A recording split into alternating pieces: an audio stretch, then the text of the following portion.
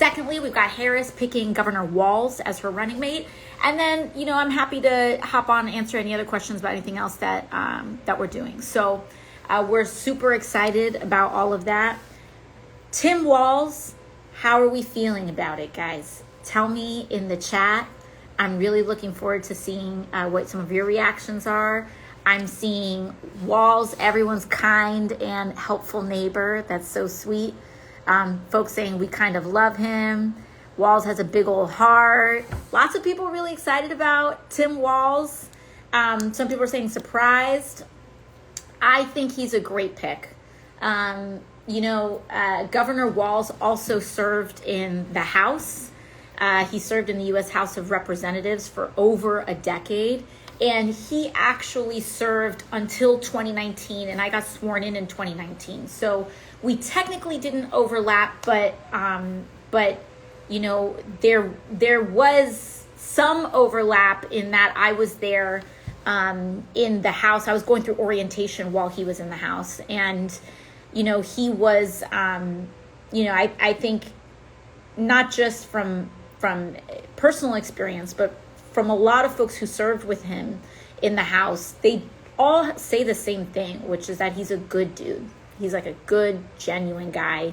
I think he really centers working class issues. As governor, they had a really tiny, slim state legislature majority, and he used that tiny majority and he governed boldly. They passed universal school lunch. They passed really powerful, strong policy, progressive policy, and not a lot of people do that. If you only have a one or a handful of vote majorities, a lot of times people try to play it safe and they try to say, let's not try to rock the boat too much. And he governed in a way that really communicated, when you've got the keys, you drive that sucker as far as you can. And so I think that that's what Vice President Harris is communicating in her pick with him. I think he really brings a lot of inclusivity to the ticket. He really understands rural communities very well. He has strong working class values. And I think we are kind of in a time where Republicans have tried to really kind of stoke these stereotypes about rural America versus urban or suburban America that just aren't true. I had the privilege of traveling and seeing a lot of the country, even back in 2020, prior to COVID, or I guess 2019, prior to COVID, when I was, also campaigning on the presidential alongside Senator Sanders and other folks. And I really had the privilege of connecting with so many different kinds of communities, rural, urban, suburban, etc. And the really big thing that you learn is that, I know it kind of sounds corny, but we're all the same. We all care about the same thing, about putting food on our table, about being able to afford, rent or a mortgage, your housing, being able to go to the doctor without going bankrupt. And he really gets that. And I think the two of them together really show what America is actually about, and what our values actually are. And Trump and JD Vance are like the creepiest people you've ever met in your life. Like, truly. Like, I think, where do we even start with JD Vance? Like, he's weirdly obsessed with women's bodies and reproductive systems. They are creepily obsessed with LGBT people. Like, I don't think normal people are this concerned with what's going on in other people's situations, like, you kind of keep your hands to yourself, right? They don't know how to do that. And we're here to kind of make things normal, but not just normal, actually try to commit to a policy agenda that ensures that we make progress. And I think that we really want to try to make that part of our conversation. And I think one of the things that's really interesting about this moment is that we are putting a lot of these different puzzle pieces together. Vice President Harris announced that Governor Walz was her running mate, and I believe there was a reporter that had tweeted saying, both someone like me and Joe Manchin are supportive of Tim Walz as the pick, and that really is no small feat. It's really kind of nuts. I am trying to think about the last time Senator Manchin and I respectfully were on the same side of an issue, and it's not common, not often that you see that. And so it really speaks to how powerfully uniting this is. And I also want to speak to a lot of our progressive values and our progressive base, because what's also interesting about this moment is that we're not leaving those values by the wayside. We are here to make sure that we push for the future that we want and the kind of country that we want for the working class.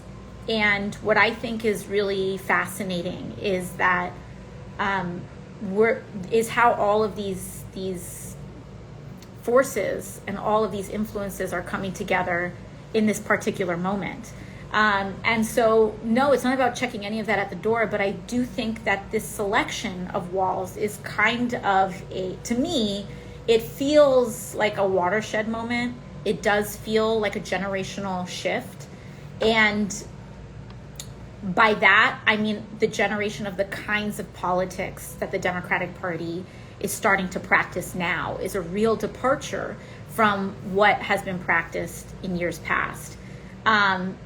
Sometimes one of the things that I have to communicate, like when I'm on the inside, when I'm talking to other elected officials or other people in the party, is a generational shift doesn't just mean that you're electing younger people.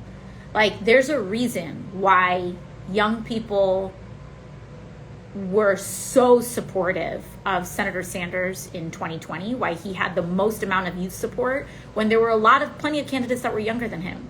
There's a reason why young people elected and supported Senator Ed Markey in Massachusetts over younger candidates and options.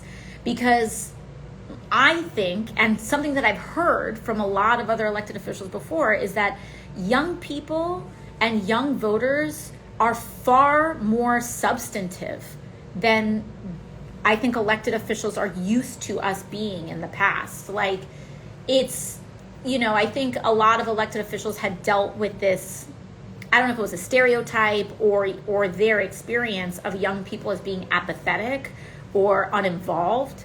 And if anything, right now, I feel like sometimes when people don't vote, it's not because they're uninformed. It's actually because they're very informed, and maybe they don't like their options, or maybe they're unhappy with something, but they are very keyed in and informed about what's going on.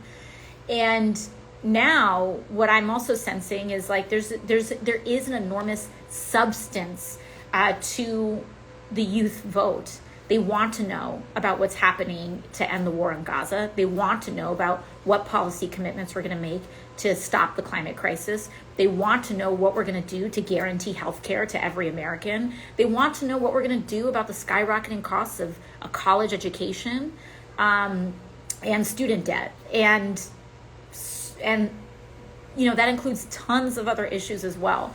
So I'm really excited because at least part of what I've experienced is that, and what I've also said the last time I went live, is that one of the concerns that I've really had is the influence of this kind of professional consultant class that is not as rooted in community and in brass tacks organizing as I think, a party should be. And I think what we are seeing slowly but surely is a return to the Democratic Party's actual roots of a populist working class party that we saw, and by the way, had huge majorities and we're able to sustain huge majorities in the 20th century, in the early and mid 20th century. And so I'm looking forward to sorry guys. People sent me links to turn this off, but the links were on how to turn it off on my desktop, and I can't access it on my phone right now. I will fix it. Sorry to everyone who sent me a link on how to fix that last time.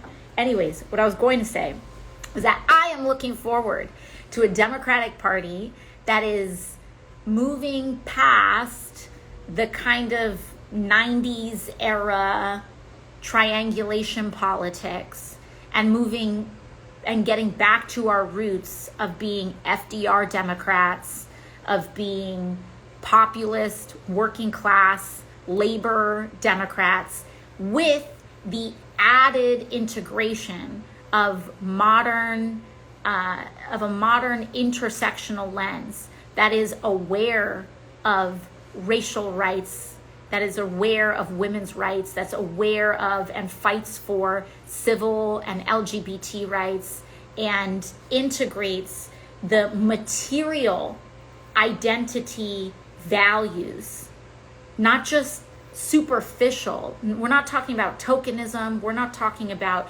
just pure representational politics. I think people are just so much more aware that this is so much more about being the first, but it's about like embodying what a first means, which means fighting for the people and places that we come from. And I think that Tim Walz does that. I think that Kamala Harris does that.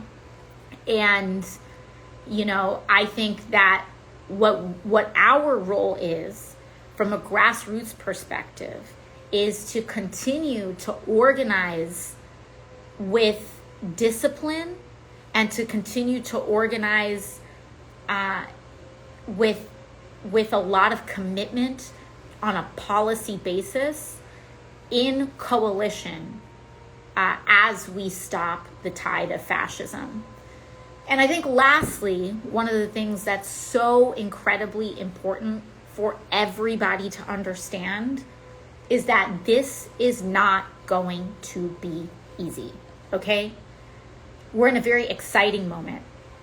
And I think that this excitement, and I hope that this excitement sustains through November. But it cannot just be about excitement. Our success is directly correlated in how we translate this energy into actual individual actions. And so it really doesn't matter if you have never voted before or if you have organized on tons of campaigns before. This is the time to be picking up phones. This is the time to be getting on buses to Pennsylvania, to upstate New York, to Michigan, to Arizona, to Nevada, to Georgia, and many other states. This is the moment to be organizing. And we can be doing both at the same time.